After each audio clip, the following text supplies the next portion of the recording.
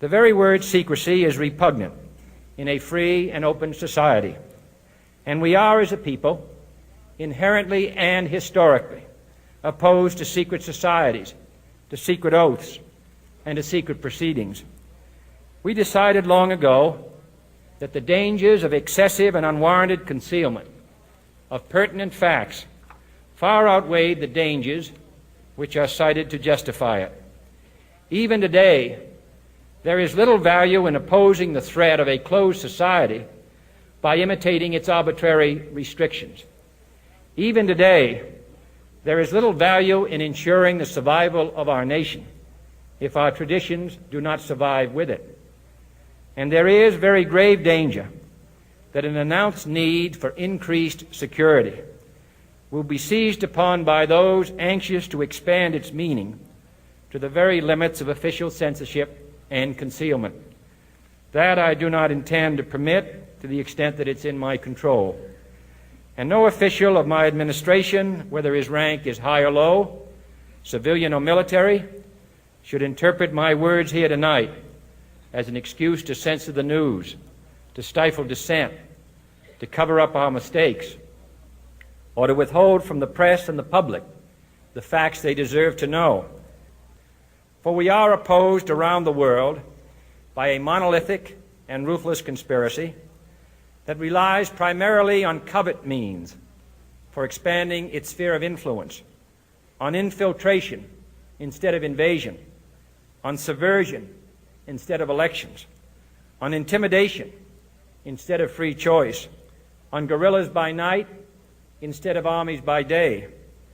It is a system which has conscripted vast human and material resources into the building of a tightly knit, highly efficient machine that combines military, diplomatic, intelligence, economic, scientific, and political operations. Its preparations are concealed, not published. Its mistakes are buried, not headlined. Its dissenters are silenced, not praised. No expenditure is questioned, no rumor is printed, no secret is revealed. No president should fear public scrutiny of his program, for from that scrutiny comes understanding, and from that understanding comes support or opposition, and both are necessary. I am not asking your newspapers to support an administration, but I am asking your help in the tremendous task of informing and alerting the American people. For I have complete confidence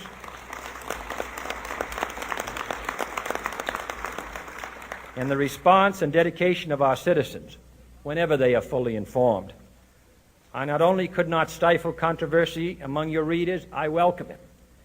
This administration intends to be candid about its errors. For as a wise man once said, an error doesn't become a mistake until you refuse to correct it. We intend to accept full responsibility for our errors, and we expect you to point them out when we miss them. Without debate, without criticism, no administration and no country can succeed, and no republic can survive. That is why the Athenian lawmaker Solon decreed it a crime for any citizen to shrink from controversy. And that is why our press was protected by the First Amendment, the only business in America specifically protected by the Constitution, not primarily to amuse and entertain, not to emphasize the trivial and the sentimental, not to simply give the public what it wants, but to inform, to arouse, to reflect, to state our dangers and our opportunities, to indicate our crises and our choices, to lead, mold, educate, and sometimes even anger public opinion.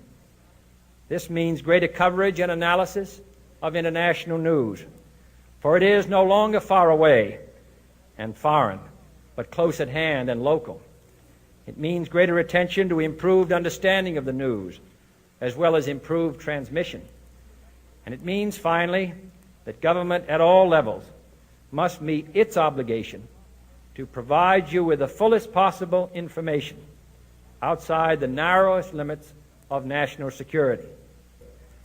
And so it is to the printing press, to the recorder of man's deeds, the keeper of his conscience, the courier of his news, that we look for strength and assistance, confident that with your help, man will be what he was born to be, free and independent.